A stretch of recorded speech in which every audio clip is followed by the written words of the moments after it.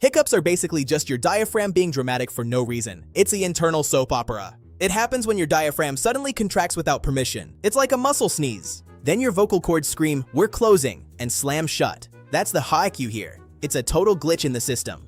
It can happen from eating too fast, drinking soda, or just being way too excited about literally anything.